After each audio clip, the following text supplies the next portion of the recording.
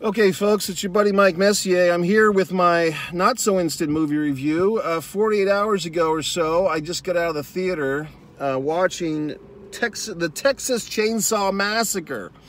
And it wasn't a remake. It wasn't the part 2. It wasn't the Matthew McConaughey version. This was the real deal, folks. This was the 1974 version, or whatever it was. Very scary film. There's a car just sitting there looking at me now, like fucking Christine, okay?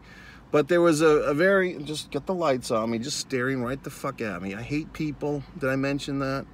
But yeah, the movie, 1974, I believe the events take place in August of 1973.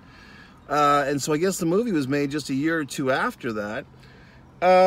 First off, whenever, I'll be honest with you, this is off the horror topic, but these two women, these two female characters, I believe their name are Pam and Sally. I know they're based on real people, rest in peace. But these actresses, I'm just telling you folks, this corn syrup and sugar has done a big disservice to us all, because if you look at these women from the 1970s, they're so, how else can I say it, thin and pretty, but still shapely. It's because they don't have all the goddamn corn syrup. I mean, everybody in the United States, we all look like Walmart shoppers. We're all full of fucking corn syrup and batter and fried foods and all. But anyway, that's another rant for another day.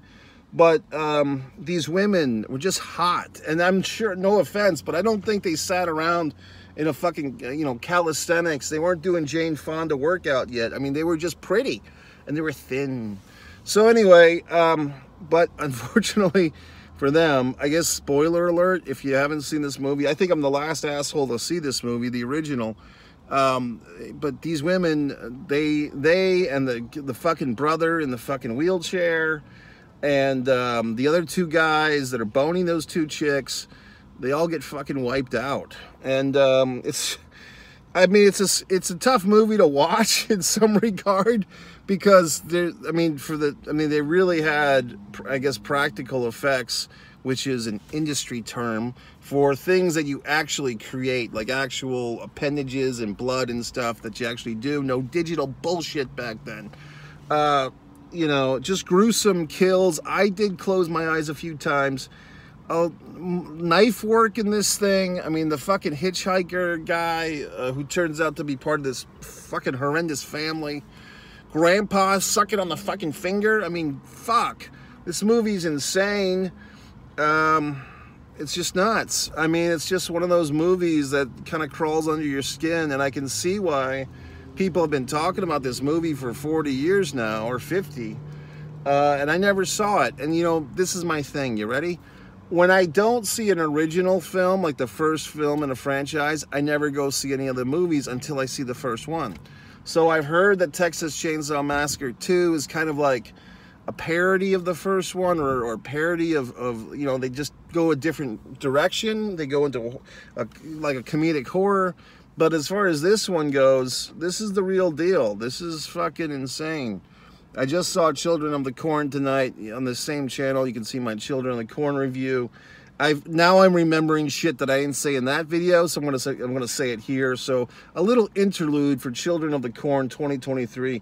I would call this an environmental horror film, believe it or not. I mean, I don't know how else to describe it. I mean, the fucking corn man, he who walks, is a fucking GMO monster. Children, I mean, who's that chick, Greta Thunberg or whatever the fuck? The environmentalist who, you're killing my land, my planet, and I agree. I mean, so I feel her pain. But yeah, I mean, these are just, scary fucking kids in that movie. Now going back, my head is just swimming now with horror films. Grandpa in his fucking chair. You've got, I guess it's two brothers. This is the thing. I didn't know much about the Texas Chainsaw Massacre movie, but I was quite familiar with the Leatherface character. First of all, if you've ever seen the WWF wrestler Corporal Kirchner going way back to 1986, 87, Well, the gentleman who was Corporal Kirshner apparently got into some type of legal trouble here in the United States, and so he was more or less off to other places, Japan, to wrestle, and not even with the big wrestling companies in Japan, but kind of like the second and third rate, you know, Mr. Pogo, fucking FMW shit. So he was over there doing the hardcore wrestling. I think the guy's real name is Mike something. I think it might be Mike Kirshner. But he goes over there, and he's not doing the Corporal Kirshner gimmick, so he starts doing the Leatherface gimmick. And I guess there was another wrestler out of Memphis, Jerry Lawler territory. Rest in peace to Jerry Jarrett, by the way. But yeah, another Leatherface was in Memphis, but the Corporal Kirshner was the more successful Leatherface. And I had some of those FMW tapes, VHS, and the ring announcer, whenever, you know, because they're speaking Japanese, which is, you know, they should because they're in Japan. But the fucking ring announcer will say, this is Leatherface. I just, this is Leatherface. It's just kind of made me happy whenever you said that shit. This is Leatherface. And then the fans start cheering towards the end of that. So I knew that thing, and this was a surprise. I always thought that, you know, in a movie, you have Jason, you have fucking Michael Myers, you have Freddy Krueger. There's usually one, you know, monster, villain, heel, or whatever the fuck, killer. In this movie, you literally have 4. You have the hitchhiking fuck. And then we discover, you know, we see Leatherface next, and then the second guy we meet was the dad. He's part of this chain of death in this fucked up family. And then Grandpa, who's in his fucking wheelchair, he's sucking on blood, and it's like his fucking grandpa is zombie. You know, like, I mean, folks, I don't know if you've heard, but in Haiti, zombies are pretty much real. Like they do some weird shit to these people. I'm feeling pain now that I mentioned it, okay? Just my body was just stricken with pain, so I'm not even going to talk about it anymore. But Grandpa is like that. He's just so fucked up, sucking blood. It's crazy. And I don't know, I can see why people talk about this movie. You think about it, like you think about all these movies from the 50s, the 60s, the 70s. We still talk about Citizen Kane or whatever the fuck, Gone with the Wind or Casablanca, whatever, and Star Wars, and, you know, movies from different decades that last. There's a whole shit ton of movies that nobody talks about. You know, we can say that, oh, the 70s was the best era for cinema, or the 90s was the last great decade of cinema. But even in those decades, there was tons of shitty movies. I mean, probably, you know, 99% of the movies from every year you forget about, and then you just remember the best 1%. So it's really just like when you compare eras or decades of film, you're not really comparing all the movies versus all the movies. You're comparing the best of each era or decade against each other type of deal. So just a little thought. Okay, kind of like when people compare athletes. Oh, LeBron James is better than Michael Jordan. Michael Jordan is better than LeBron James. What about Will Chamberlain? You know, I mean, how can you compare these individuals? Bill Russell.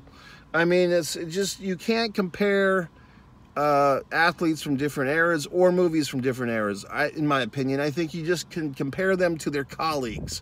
And even then, it's not an exact science. Because you could have a movie from 1992, how's that going to compare to something from 1999? That's a 7-year gap, you know what I mean? So a lot of technology or different things could have happened.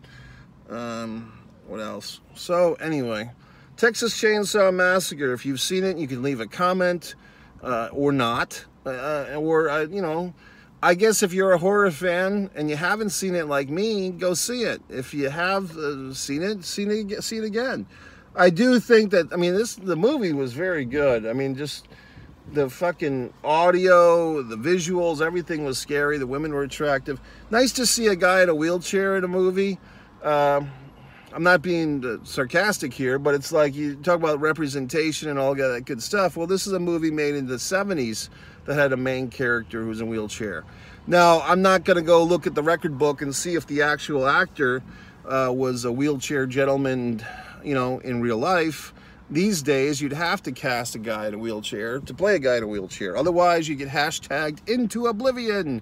You'd get cancel cultured right out of Hollywood, folks. Before you were, singing with Lady Gaga, and now you're begging for the change on the corner because you did not cast someone who was a true representative of their subculture, okay? So what the fuck were you thinking, filmmaker? All right, folks, that's about it. If you're here, you're on one Mike Messier YouTube channel, which has about 3 subscribers now. I think I'm 2 of them. So you can join the party and start building up this channel. These are going to be my straight-to-camera videos.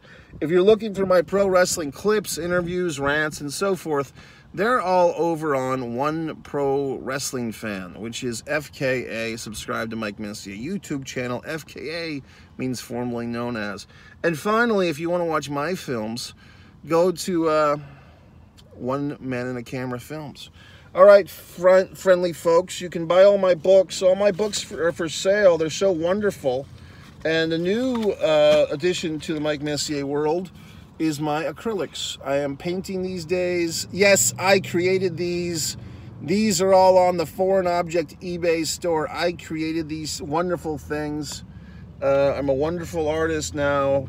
I'm always doing something different. Look at that use of color and shape. Isn't it profound? Okay, folks, have a nice night.